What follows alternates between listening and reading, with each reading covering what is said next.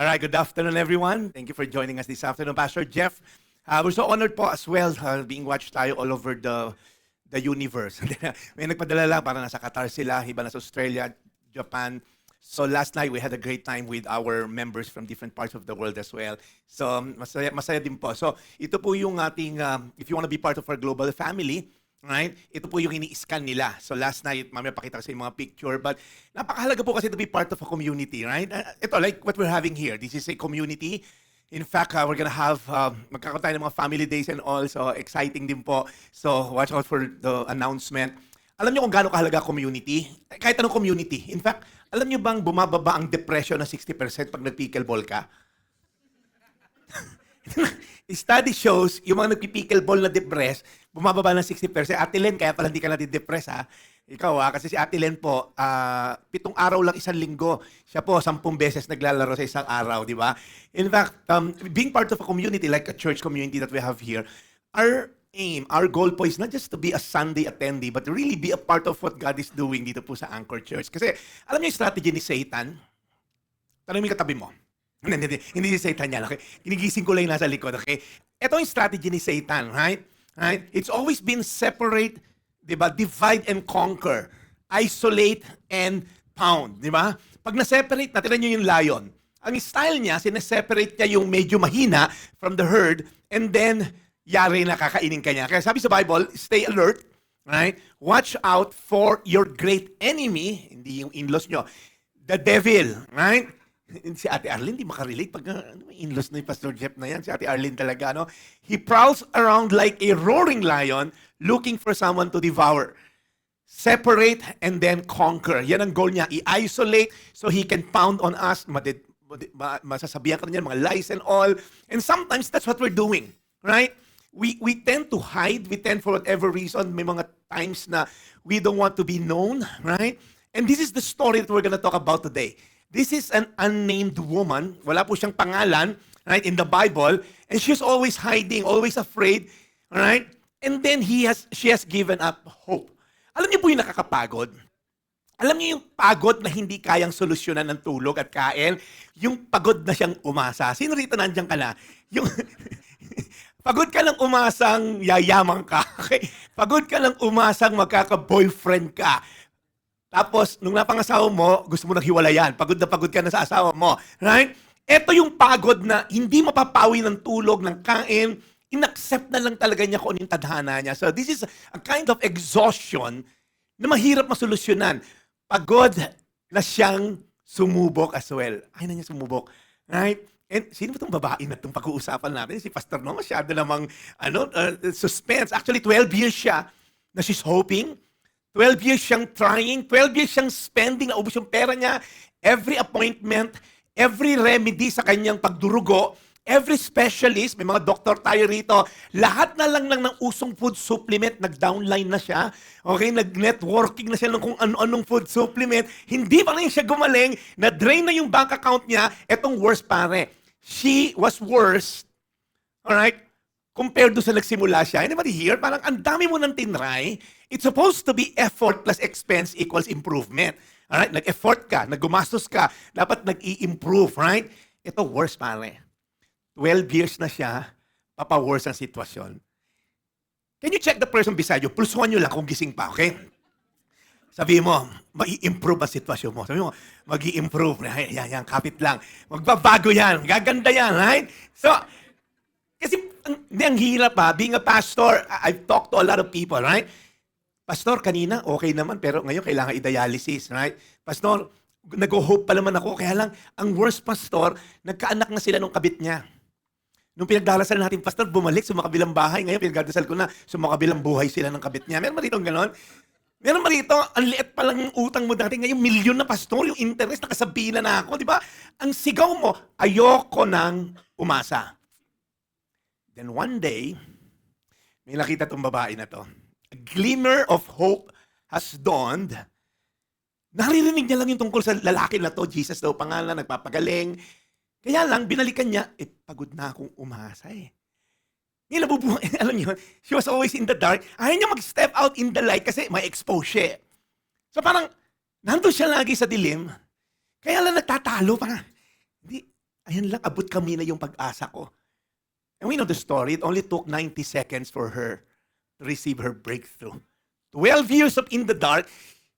And then, mahahawakan ko lang yung laylayan ng damit ng lalaki na to. Unfortunately, narinig niya, oh my God, sino tong Jairus na to? Si Jairus yung head ng komunidad. Sasamahan yung dying daughter niya. Ay nako, parang, wag na girl. Kumbaga siya, wag na. Wag na lang tayong umasa. Mas urgent yung lalakarin ng lalaki na to. Will she die for it? Una-una, wala namang president na, alam niyo president? May vice president sa July 6 meron siyang impeachment. So ito president to. Wala namang president, wala nangyaring gano'n na nahawakan gumaling. So parang tumataya lang siya, nagre-risk lang siya na lumabas sa liwanag, ma-expose, and then malaman natin mamaya kung ba't niya lumabas, and then lalaban ba siya? Isusugal ba niya? Right? So yan matutunan natin ngayon. Right? Excited ba kayo malaman? O balik kayo next week. That's it for today. Ang tagal ng intro, tapos bibitinin. So I entitled this sermon, Called Out, Not Cast Out. Right? Called out, not cast out. 3 things pag-usapan natin. Meron siyang pain that no one could fix. Right? Meron siyang faith that no crowd could stop. Kuya Alan, hintayin mo yung third, 3 normally yan. Si Kuya Alan, ano yung nasaya doon sa film, itong tatay ni Apple eh. Pangatlo, Kuya Alan, pwede mo nang picturean. A savior no shame could limit. So 3 things. Meron siyang pain na walang makakagamot, pero meron siyang pananampalatayang walang makakasagabal, at merong Savior na hindi malilimit ng kahihiyan niya. Alright, let's jump to the story. A woman, by the way, for those of you na first time ngayon, last week po, yung kasama na to, kwento si Jairus, yun ang topic namin last week. You can follow po sa YouTube, sa Facebook ng Anchor para mapakinggan nyo. So nakagitna itong kwento nitong babae na to. Gets? So we know the story, right? Jairus approached Jesus, my daughter is dying. Sabi ni Jesus, punta tayo sa bahay mo. On the way, nangyari to. Gets nyo na. Nasa gitna to ng kwento. Kaya maganda to. A woman was there who had been subject to bleeding for 12 years. Now, the Greek word na ginamit dito points to an ongoing flow, a continual draining. Hindi siya yung parang dinugo. Ay, hindi. 12 years na siyang dinudugo. For 12 years. This was a daily depletion. And then may problema siya. She suffered so much from this sickness under the care of many doctors at naubos na siya. Nag-St. Luke's na siya. Nag-ano na siya. Saan yung maraming nanganganak sa Maynila? Pabelya. Nag-NKTI na siya. Lahat na inikot niya. Pati si albularyo, lahat. Konduktor ng bus, lahat na tinry niya. Naubos lahat ng pera niya. The praise here is painful. She did not simply suffer sa sickness. She suffered while trying to get help. So, tingnan natin. Yet, instead of getting better, she grew worse. May resources siya, ubos na.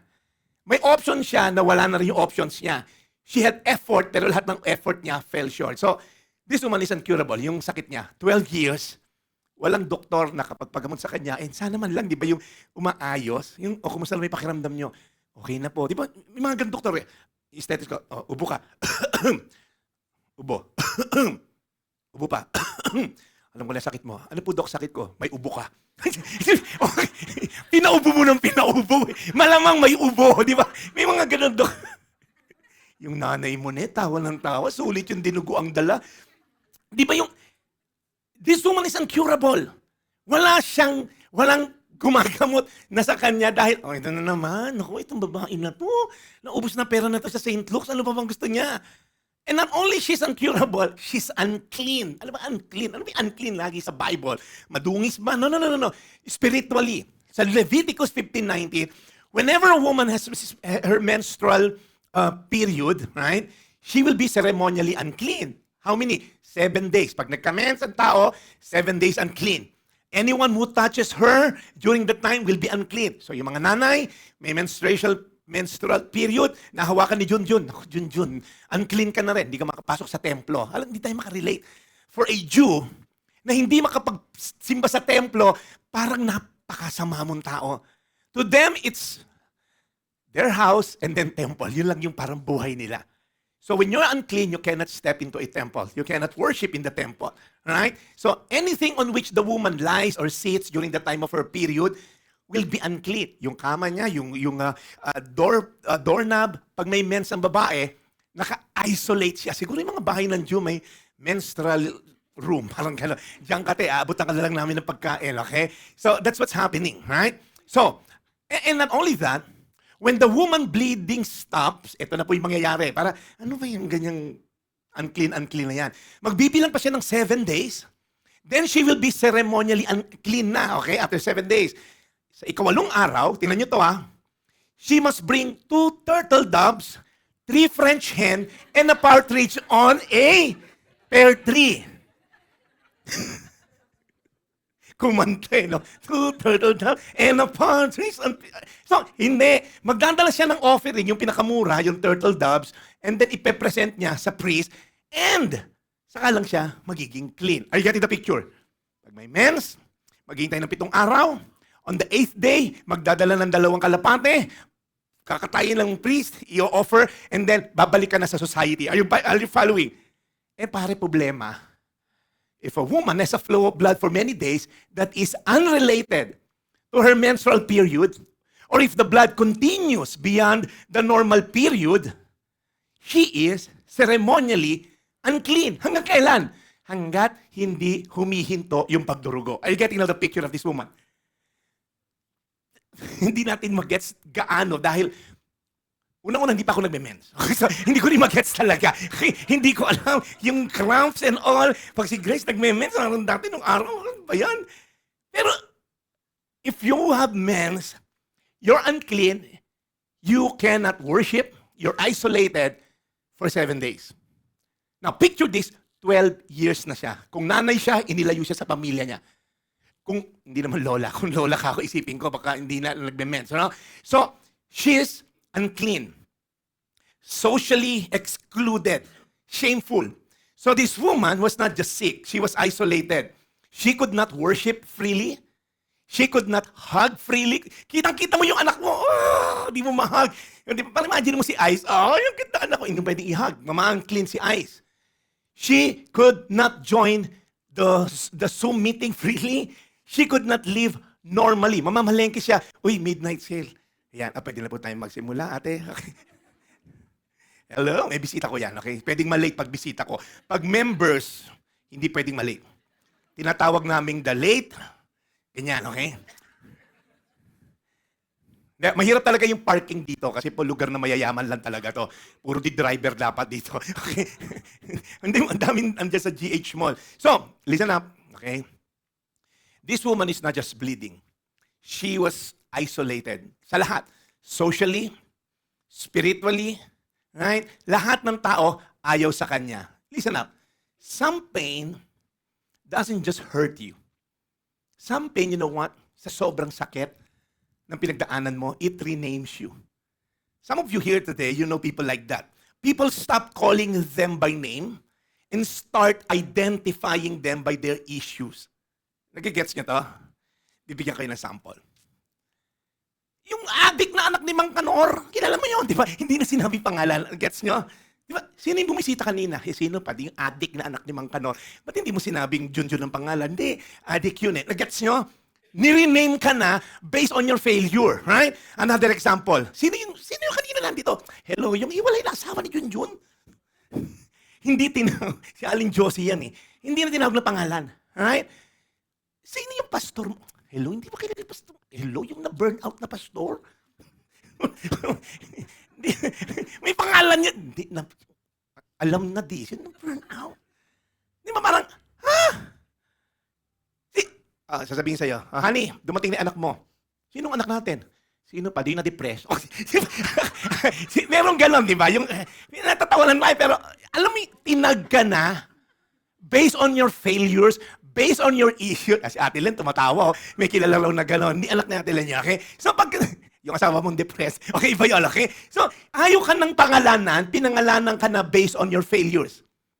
Di ba, kilala mo yun, yung... Sino ba yun? Yung taga Malabon. Yung korap naming congressman. Hindi ka na pinangalanan. Sino yun? Yung korap na congressman. Some of us, we've gone through so much pain that has become our identity. Right? And alam nyo, minsan, ito ang nangyayari. We have come to a point that we are now defined by our failures. This woman, She's been bleeding for 12 years.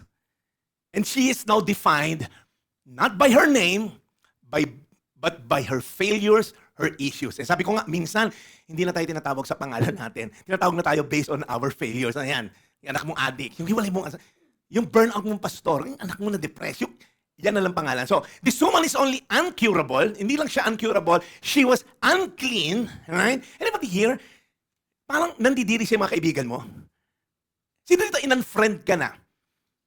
Dahil pinakasalan mo yung childhood sweetheart mo nung namatay asawa mo. Meron mga ganon. Di ba? Dahil ikaw, nakipag-tropa ka doon sa dating addict. Ay, yan, friend mo na yan.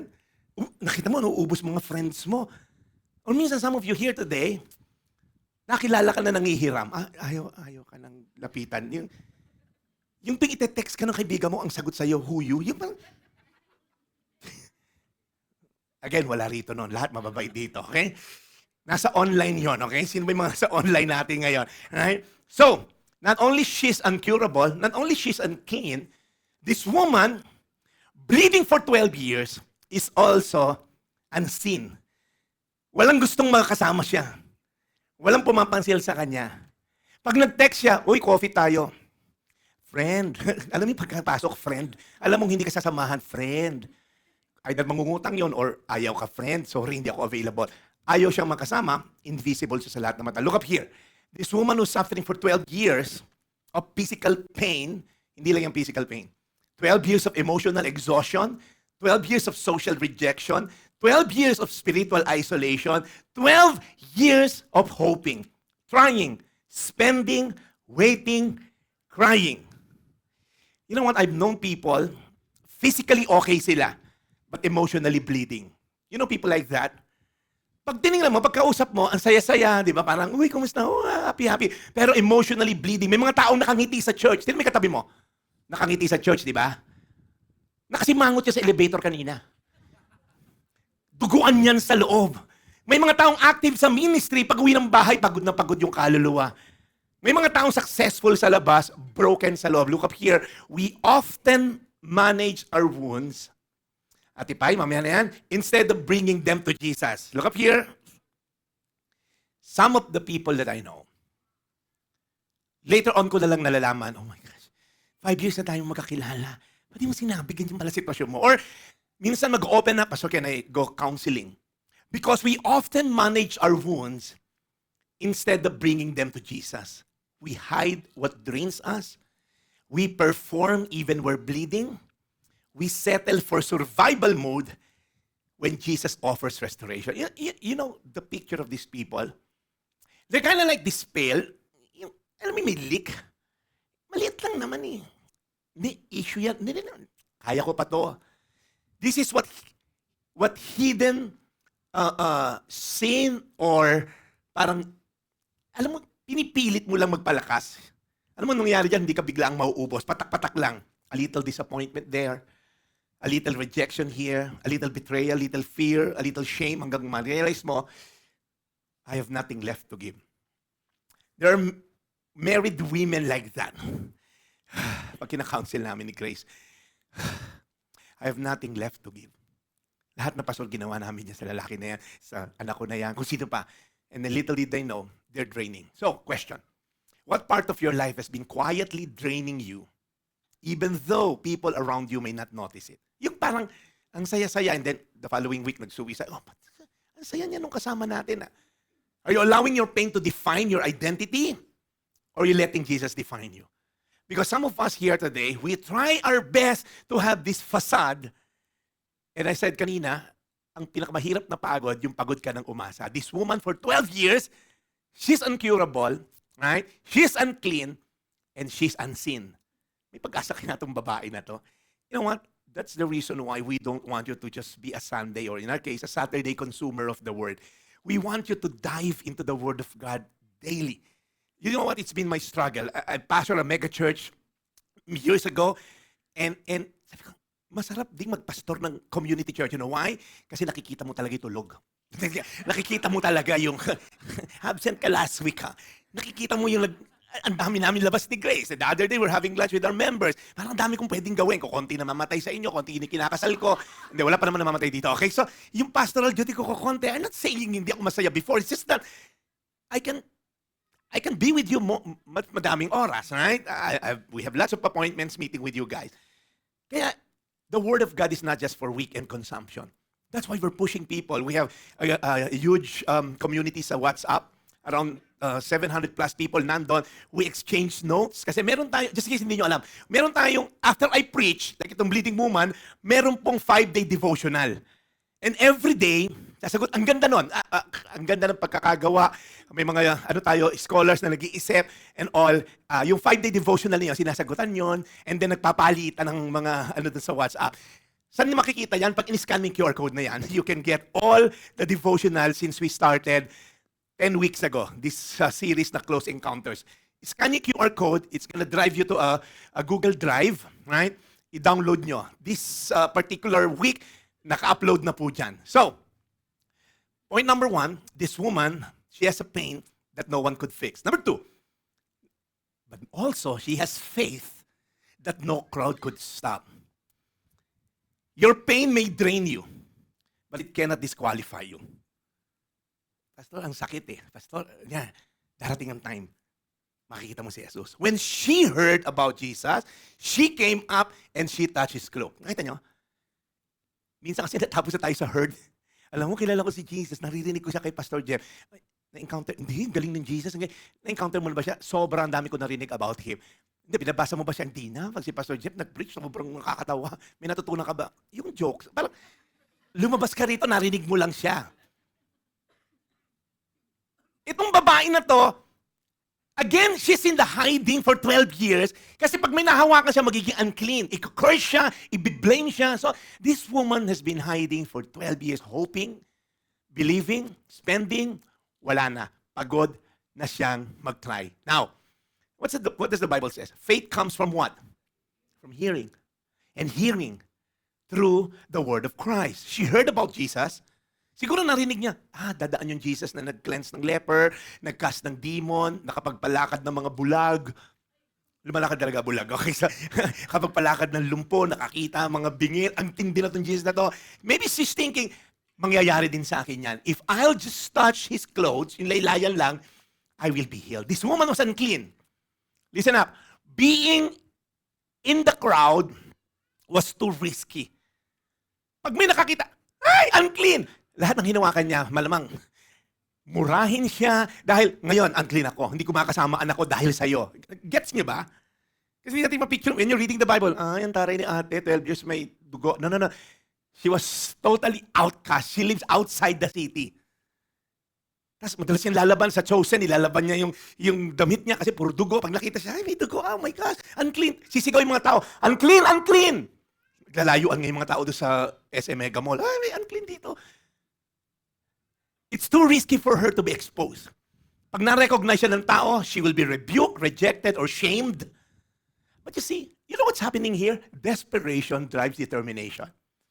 When someone is desperate, it will only take her 90 seconds makipagpaliyahan siya sa mga tao and then mahawakan ko laylayan ng damit ni Jesus. Hindi nga ka makausap eh.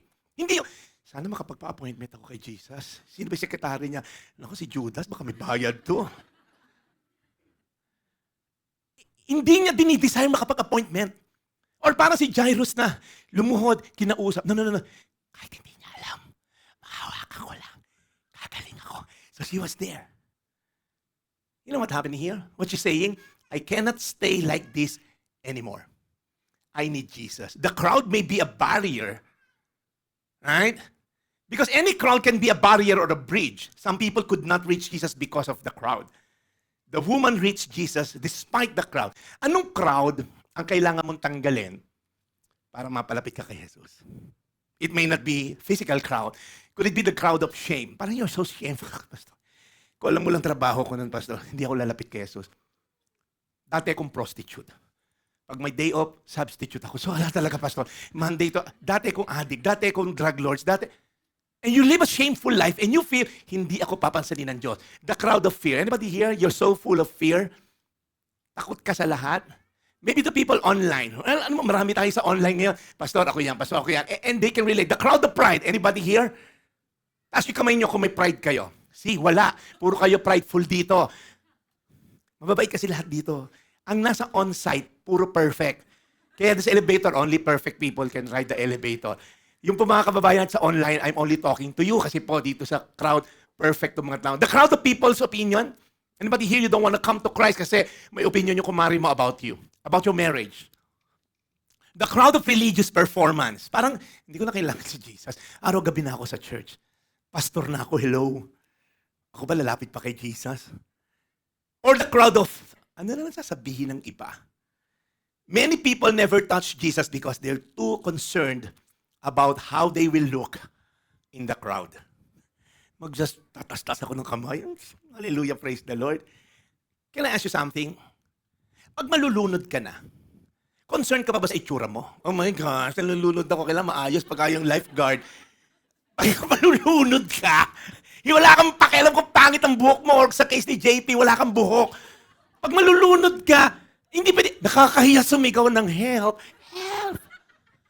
Hindi! Lahat na sigaw! Inawar ko na naman ko! Tawag mo Shokoy, si Rena, kung sino. Pero pag malulunod ka, a person drowning cries for help because survival is more important than reputation. And sometimes, we haven't come to a point of desperation. Kaya parang, kaya pa naman Jesus, diyan ka lang. We often treat Jesus like a what? A spare tire. Anybody here? Alam mo ba kung nasan spare tire mo? Ako hindi ko alam eh. I have 18 cars. Hindi ko alam kung nasan yung mga matchbox ko. One time na flat ako, hindi ko talaga alam kung nasan. Sabi, Dad, may spare tire lang yan. Somewhere over the rainbow. Hindi ko alam kung nasa spare tire ko. And sometimes, we treat God like that. Unless I'm running on flat tire, hindi ko siya lalapitan. In fact, some of you running flat na 12 taon na. Hindi na tumatakbo yung marriage mo, hindi na tumatakbo yung parenting mo.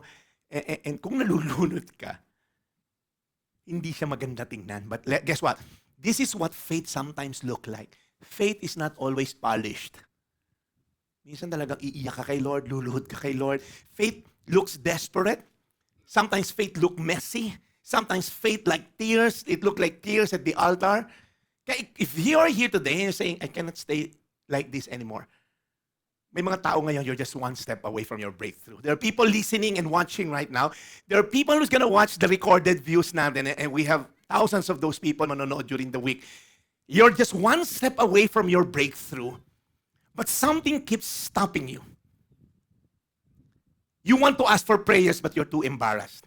You want to surrender your life to Jesus, pero ano lang sabihin ng mga friends ko pag pinost ko na nagpabaptize ako? Oh my gosh! Natatakot ka sa sasabihin ng iba. That's why you're always in the dark. But this woman teaches us, faith moves even when fear is present. She didn't wait until the crowd disappeared. She pressed through the crowd. Let me tell you something. Jesus is not waiting for your life to be perfect bago ka lumapit sa Kanya. Come as you are. Remember last week we said, sometimes God allows us to reach the end of our strength so we can discover the beginning of His grace. You know why we cannot experience the grace of God? Because we often have this facade, hindi ko pa kailangan si Lord. Ano sabi sa Bible? My grace is sufficient for you. It's made perfect in what? In your weakness. Unless we come to a point of weakness, we cannot experience the grace of God. Whenever we feel, kaya ko pa to, CEO ko dito sa kumpanya na to, BP ko rito. Lord, diyan ka lang, hindi kita kailangan sa ngayon. Anybody here, you've been attending church, pero you haven't come to a point of desperation. Kung hindi lang, ikaw wag na lang. Lagi tayong may spare tire na ibang pera, connection sa Malacanang. Ang dami nating mga spare tire. And Jesus is just one of those spare tires. You come to gas station pag drink ka na, tama? So a lot of you, sometimes you're running, ang tawag doon, running on fumes. Yung, wala kang talagang gasolina. O kung naka-Tesla ka, 1 bar ka na lang. And you're hoping aabot ka. Let's end this. Immediately, her bleeding stopped. Wow! She felt in her body that she was freed from her suffering. Look up on the screen. What step of faith do you need to take, even if you still feel afraid? I don't know. maybe this is not for you. But to some of you listening, maybe it's time to step out in faith even when you're fearful. It's not the absence of faith. It's the presence of God in the midst of your journey. When Paul was going through shipwrecked, tinatapon na lahat ng mga ari-arian, mga cargo and all, he was so in peace because an angel visited him that night. Sabi niya, we're gonna make this through. Walang mamamatay sa atin. An angel of my God is with me last night. Wow. Some of you, maybe your life is shipwreck. Kasama mo ba si Lord? Hindi pinangako ni Lord gaganda buhay mo. Pinangako ni Lord, kaya bibigyan ka niya ng eternal life. Doesn't promise you good life, He promises eternal life. So sometimes, meron tayong maling pananaw. Lord, tinanggap na kita, ba't namumblema pa rin ako? May kung gusto mong walang problema, sa sementeryo ka dadali ni Lord. Mga tao walang problema, nasa sementeryo ngayon. Pero sino rito, Kristiyano ka na, may problema ka pa. Okay, see, dito po, wala na naman. Medyo, may nagtaas na ilang mga taga-Malabon. High tide ngayon, may problema yung mga yan. But you see, God did not promise us a storm-free life. He promised us storm-proof life as long as His presence is there. So let's finish this. A pain, this woman has a pain that no one could fix. She's unclean, she's incurable, she's unseen. But then she did something. She heard, right? She moved in faith and touched the cloak of Jesus and received her healing. Lastly, let's look at the bida of this story. There's a Savior that no shame could limit. At once, Jesus realized that power, the word power has something to do with dynamite. The word was dunamis. That's where we get the word dynamite. Sabi ni Jesus, a power has gone out from him, and he turned around. Again, throngs of crowd. Damn it! Libu-libong tao yung lakas sa kapaligid kay Jesus. And then he asked this question, who touched my clothes? Kung ikaw si Peter, makain na to si Jesus. Naglalabo-labo yung mga tao, mahawak sa damit niya lahat. Gusto makahawakan siya, nagkakapalitan na tayo ng mukha, Jesus, haler, kamukha mo na si Judas. Who touched you? Parang ang weird ng tanong. Of course, Jesus knew, hello. But he was not asking for information. He was inviting confession. Jesus was more interested in a relationship and restoration. He's not, hindi niya alam sino humawak, haler, God siya. Remember when Adam was asked, where are you, Adam? Ano sabi ni Adam? Hanapin mo ako. Hello, siya gumawa ng garden mo, haler. Alam niya, para naka-x-ray vision. But why is God asking Adam, where is he? Because he's looking for a confession. Adam could have just said, nagkasala kami. Itong asawa ko. I mean, he asked many questions. Did you eat from the tree I asked you not to eat from? Ano sabi ni Adam? Haler, itong babaeng binigay mo, sinisi lahat except siya. Sabi ni God, wala ka nang biyanan. Ano pang issue mo? Gusto mo bigyan kita ng biyanan para masaya buhay mo? Hindi, joke lang nila. Okay? So, you see, he's always blaming someone. That's the nature pag may kasalanan tayo. This woman was hiding. Hindi pa siya lumabas. Ang tagal. In fact, nung sinabi ni Pedro, Jesus, ang mga tao nagkikit-gitan sa'yo. And yet you can ask, who touched me? But of course, Jesus knew the difference between pressing of the crowd and touch of faith. Marami nag-bump kay Jesus, but only one believed. Look up here. God is not moved by needs. He is moved by faith. Kung needs lang, maraming may needs sa Tondo. Maraming may needs sa Africa. Ba't sinasagot ni God lahat? Because He's rarely moved by needs. He's moved by faith. As small as a mustard seed of faith, He can move through that. But Jesus kept looking. Hindi, Pedro, hindi tayo alis. Si Jairus, mamamatay na yung anak ko. Magalo na yung si Jairus. Jesus, yung anak ko mamamatay na. And yet si Jesus nagpause, hindi tayo alis. Hindi ko nakikita yung humawak sa akin. So everyone was, until yung babae, hindi na niya maitago. Then the woman, knowing what had happened, came and fell at His feet. Alam niyo kung ba't siya takot? Because she's unclean. Although she felt she's healed, ang dami niyang nahawakan tao. Ang dami niyang pinagtanungan, dito ba dadaan si Jesus? So ngayon, oh my gosh, alam niya yung issue ko, bleeding. Although sasabihin ko, gumaling ako, pero nahawakan ko sila. Because they believe that contamination will pass on the scene. Are you following? Sa dami niyang nahawakang tao doon sa crowd, lahat yon baka batuhin pa siya ng buhay. And she's so afraid of Jesus, but siya hinahanap. Oh my gosh, dapat pala nagpaalam na lang ako. So that's why she's trembling with fear. This is beautiful. You know why? Because her healing was private, but Jesus made sure her restoration will be public. Then Jesus said to her, "Daughter, your faith has healed you. Go in peace and be freed from your suffering." You know why? Not to shame her. Hindi siya tinawag para i-shame, to embarrass, to expose. Jesus wanted the same crowd that labeled her as nothing, unclean and all. Jesus wants to make it public. No, you are a daughter of mine. You know, in the word "the daughter," there's something about this. In fact, this is the only time in the Gospels Jesus directly calls a woman daughter. Grabe, no? Of all the Gospels, Matthew, Mark, Luke, and John, this is the only time Jesus directly calls a woman daughter. Never, naulit. That word is not a cold word. It's covenantal, it's personal, it's tender, it's restoring. You know, pag tinawag na anak, I have 2 daughters, so pag sinabi, anak. In fact, alam mong hindi ka na anak pag tinawag ka na sa pangalan. Jeffrey, di ba? Alam mo, tinakwil ka na nung nanay mo pag sinabi sa tatay mo, yung anak mo, di ba? Oh, tinakwil na ako, hindi ka na anak. Pero when someone calls you daughter or anak, that's very personal. Sabi, your faith has healed you. The word that was used here, yung word na healed, ang Greek word is zo. It means healed, saved, rescued, made whole. Jesus is not only addressing her physical healing, but restoration of her whole life. Go in peace and be freed from your suffering. Listen up. The crowds is pushing her away. Huwag ka dito, unclean ka, unclean. But Jesus says, go in peace. Wow. The word peace is connected with the Hebrew word shalom. Nothing is broken. Nothing is missing. May mga taong walang broken pero everything's missing. May mga taong nothing is missing pero everything is broken. Ang daming pera, maleta, di ba? Nagtatago naman ngayon. Ang daming pera pero ang daming kaaway. Parang wala kang shalom. Shalom is different.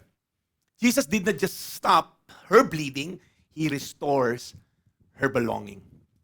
Let me end, and we're going to call someone for a short testimony. This woman is suffering from a pain that no one could fix. But she has a faith that no one can really stop. And she received more than just a physical healing. This woman is in heaven actually, for sure right now, because she received something far beyond just physical healing. She received eternal healing. And maybe some of you here today, you've been dreaming of, material wealth, that's good. Physical health, that's great. But nothing is more assuring than having the assurance, the Holy Spirit, the deposit in us. Now one day, we're gonna die. This body that's physical will magiging abo, right? But our soul will last for eternity. Our spirit will be somewhere in eternity. And I want to challenge you today. That encounter with Jesus healed her not just physically, but all throughout her life. I could just imagine, sumunod siya kay Jesus because she has a testimony to share. And maybe some of you here today, you're in the darkness right now. Maybe a person is watching us right now. You're in the dark side and you've been longing for healing. Maybe it's just a way for you to know God. Maybe that sickness or whatever challenge is that, it's just an avenue for you to know God. Because you've been waiting, you've been hiding. Some of you have given up, just like this woman for 12 years, being isolated. And then one day, hope came. And she went all out for it.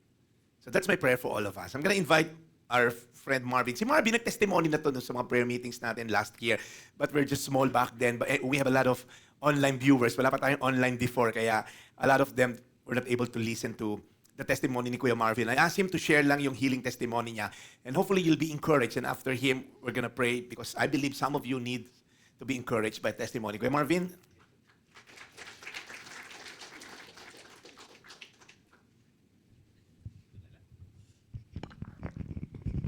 Hello, good afternoon everyone. Afternoon po. Okay. Good afternoon, I'm Marvin Miano, sound engineer for Anchor Church. I have a favorite tito joke nung araw. May isang pasyente na nagpunta sa kanyang doktor. Sabi ng pasyente, "Doc, ano po findings niyo sa sakit ko?" Sabi ng doktor, "Meron akong good news at bad news." "Doc, yung good news muna." "Ang good news, meron ka na lang 24 hours para mabuhay." "Ha? Yun yung good news. Ano yung bad news? Kahapon pa kita kinokontak."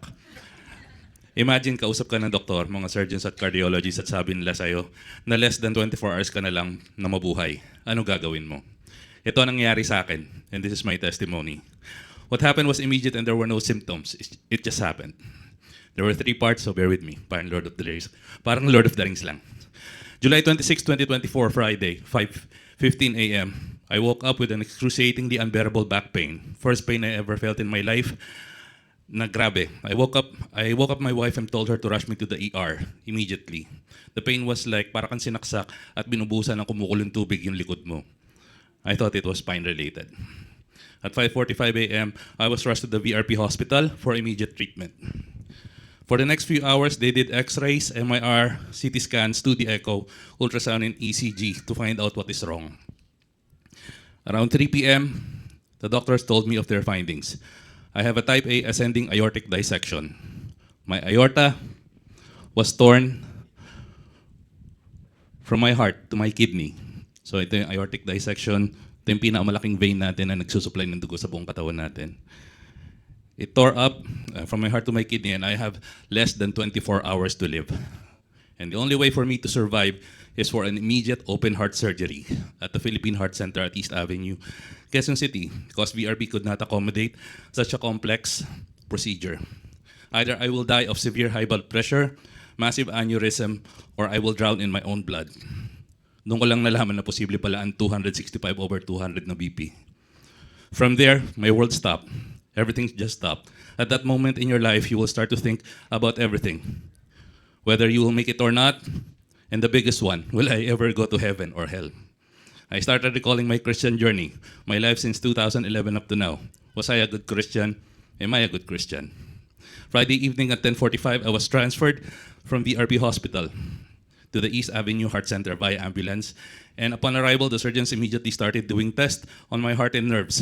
Anxiety level went from crazy to super crazy.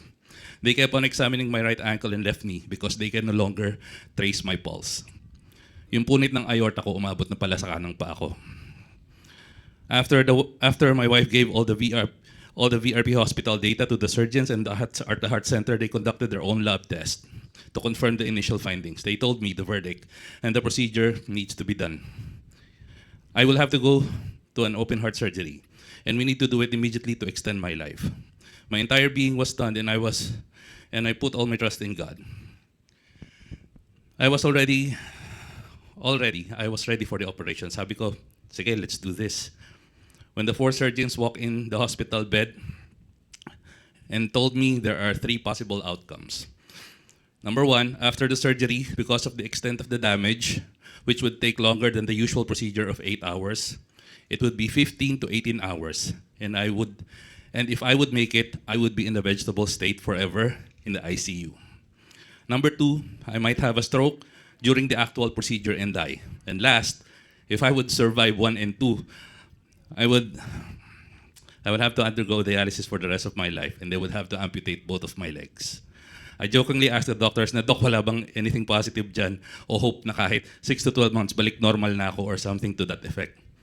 The main surgeon told me that they do not want to sugarcoat anything and those are the only possible outcomes that they can see.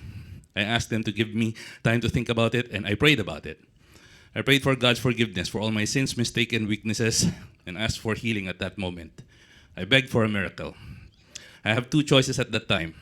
Have the operation and repair my damaged body, hoping for the best in a vegetable state or walk in faith with God. That very second. Ito nga pala yung naging finding nila. Ayan. Wait lang. Ayan. Bali yun po yung, yung dark section. Yun na po yung dugong lumalabas sa aorta ko. And I took this picture. Sali po. Ayan. So, yan. I took this picture kasi akala ko nun it was going to be my last day on earth. So, opo. Yan. So, yan po. Yan. Saan na ako? I was also blessed that time that Pastor Jeff Eliscopides was talking to my wife, monitoring my situation, and he told me also to walk in faith, since the other options were not favorable to anyone. I prayed and God told me to walk in faith.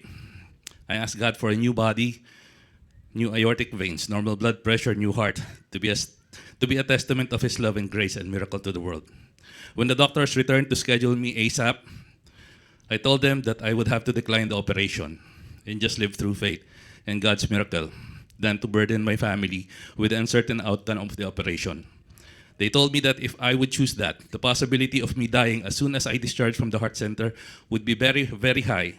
And I might die soon if they remove all the apparatus keeping me alive. And I just told the doctor, hawak na lang po ako, Dok, sa kasabihan na pag oras mo na, Dok. And alam ko naman na hindi ako pababayaan ng Diyos. At siya na po ang bahala sa akin simula dito. It was that point that that I asked for a waiver form and was discharged by July 27, 2024, 10 p.m. At Inesa, salamat po sa pag-assist sa amin noong time na yon. Thank you. From that point, I lost the ability to walk beyond 10 steps. Anything more than 10 steps, I feel that my heart is going to explode. I was bedridden, and my cardiologist, Doc JC, have to monitor my medicine and blood pressure 24/7. He even told me that it would be a miracle if I would last 5 days. Phoebe was sending my blood pressure for daily records, and it was far from good. Ito ang aking blood pressure. Ayan. Makikita niyo po, 191, over 118, 154. Yan po ang aking blood pressure. It went on. It was bad, but it went on for 2 weeks. Hindi ako namatay. Yes. So part 2. Ito na. August 15, 2024, 3 a.m. I woke up and having a hard time breathing.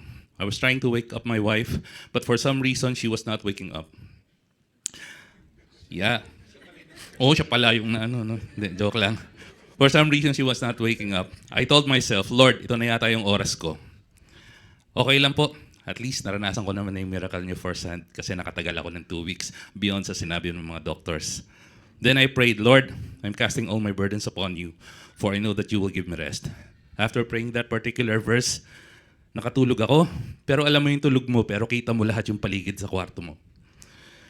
Then a man in white suddenly appeared standing beside me. I cannot see his face.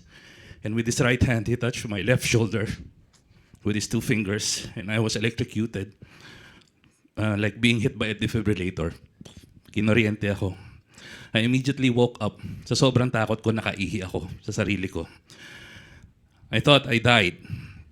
But then I went to the toilet, realized, buhay pa ako. Umiihi pa ako eh.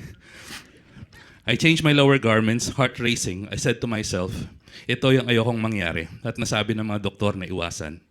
Ang bumilis ang tibok ng puso ko at ma-high blood dahil pwede ako ma-choke at mamatay sa dami ng tugo na dumatagos sa butas ng aorta ko.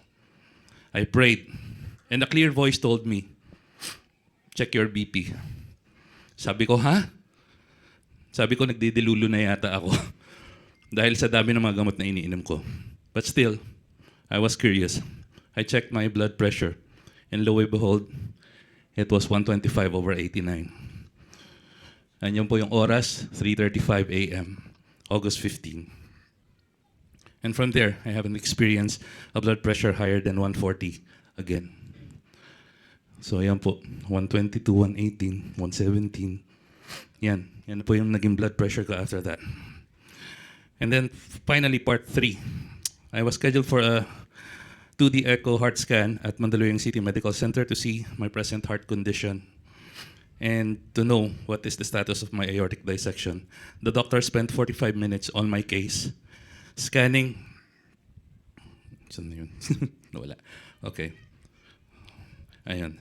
Scanning every inch of my chest, stomach, and throat, looking for any dissection, tear, or bleeding. I kept on asking her if there was anything wrong with me, and she said that everything looks normal. During doing a double and triple check to confirm my story of a type A ascending aortic dissection. Afterwards, she asked for the initial findings of the VRP hospital to check if their findings are right, because according to her, it's defying all medical logic for me to still be alive at this point. Official documented results states that my heart have no more dissection, and my veins are normal except for some swelling due to hypertension and my age. Aside from that, all is good. As per info of my personal cardiologist, ito po yung sinabi niya sa akin. Wala nakitang dissection, kuya. Medyo malaki lang heart mo due to hypertension, pero kaya naman niya ng gamot. Meron din regurgitation ng aortic valve mo, pero moderate lang. Sabihan mo lang, kuya, kung kailan ka magpapa-CT aortogram. And sabi ko sa kanya, of course, hulog siya ng langit sa akin. And yeah, it only shows that God's miracle is real. His power and love is beyond any science can comprehend. All we have to do is surrender our sickness and situation at His feet and ask. And yes, what Jesus said was and still is very true. Your faith has healed you. That if you have faith as small as a mustard seed, sabi nga ni Pastor Jeff kanina, you can move mountains because nothing is impossible with God. Thank you.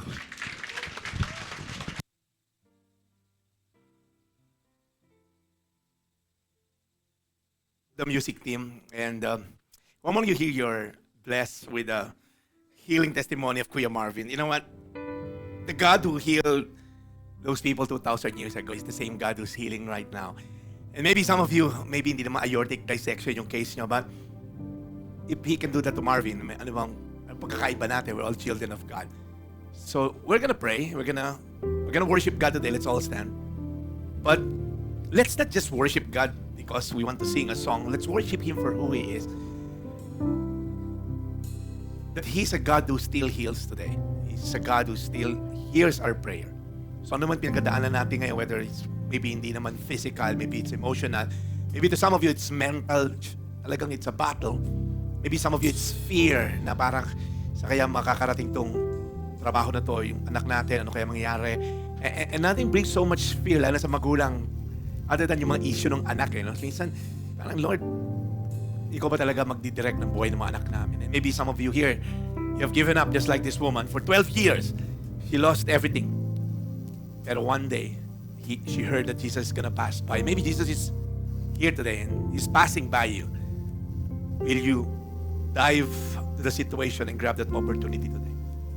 Maybe some of you needs to surrender lahat ng pride, fear, doubts, ano man yun na that's hindering you. Ano yung crowd na nag-hinder sa'yo ngayon to reaching out to Jesus? We're gonna lay it before God today. Lord, as we worship You, Lord God, towards the end of this service, we ask, Lord, that You open our hearts. Ano pa, Lord, yung kailangan namin, Lord God, i-offer before You? Baka just like Marvin, meron kaming physical, spiritual, aortic dissection na nangyayari ngayon. And there's something that needs to be brought out, Lord, sa system namin. Whether it's pride, unforgiveness, maybe it's fear, Lord, whatever it is, anger issues, Lord, we are offering it before You today. Lord, come, heal us, set us free, give us peace, just like that woman, Lord God. So, Lord, we want to worship You this afternoon and receive that grace that comes from You. Let's give God praise first.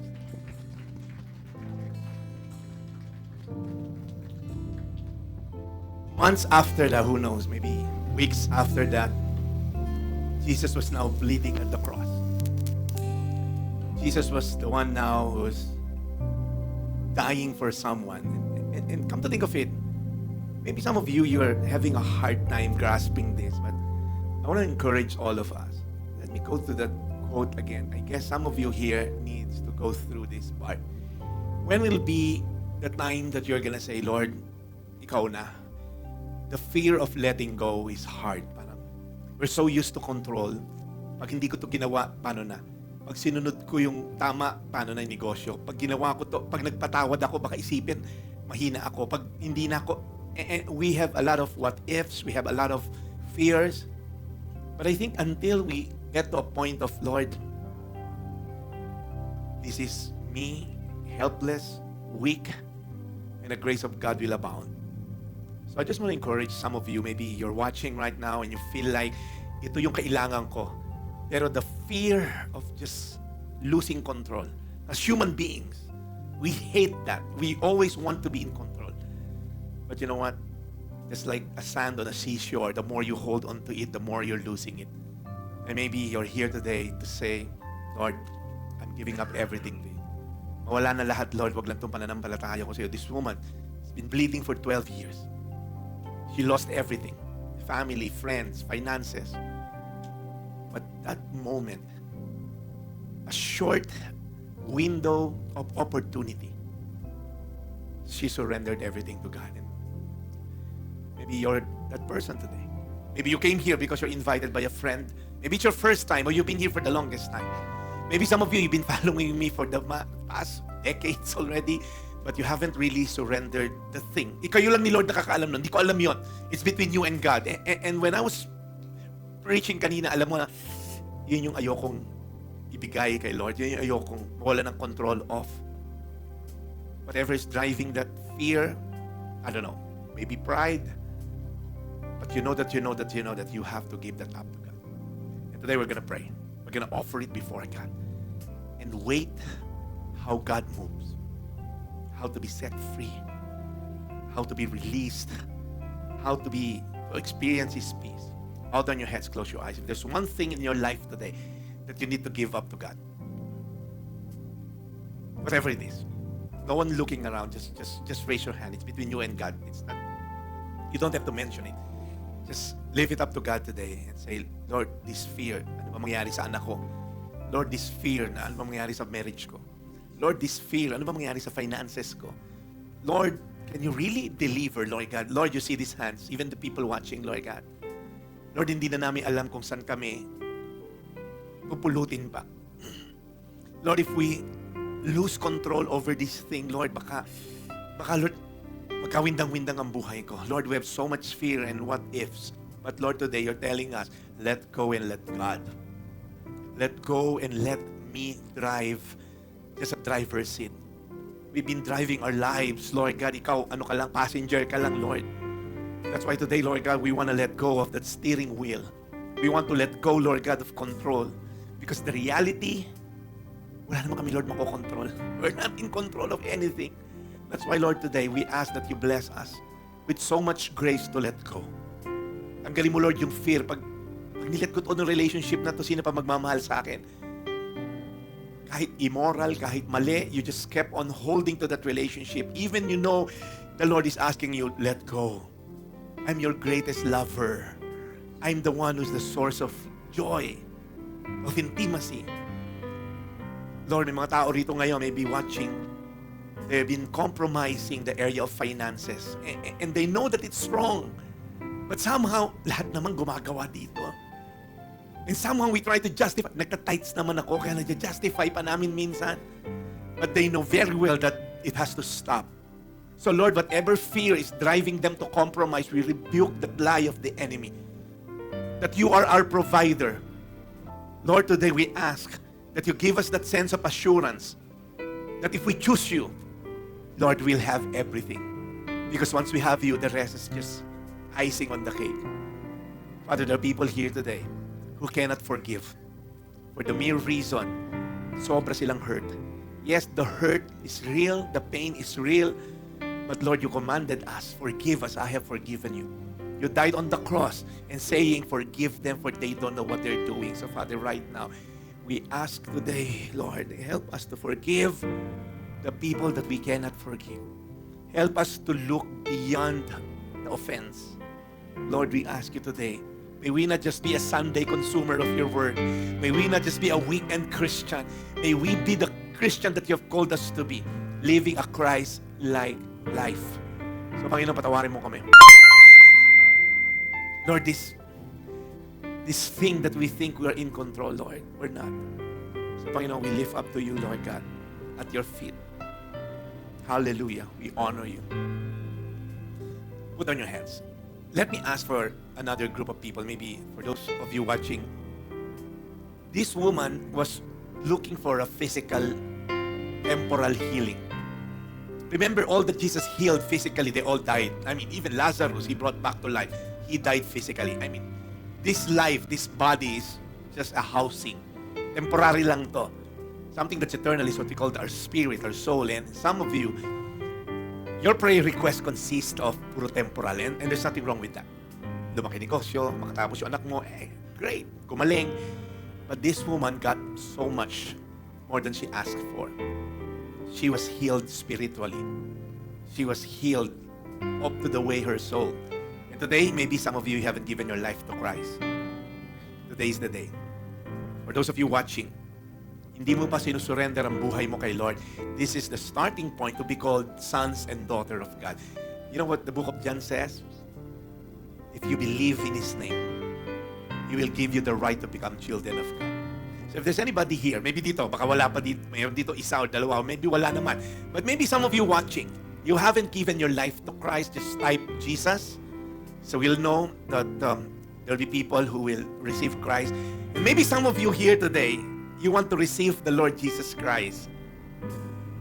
Can you just raise your hand if there's anyone? I'll be gladly pray with you. If you want to receive the Lord Jesus Christ, just raise your hand and just commit this time.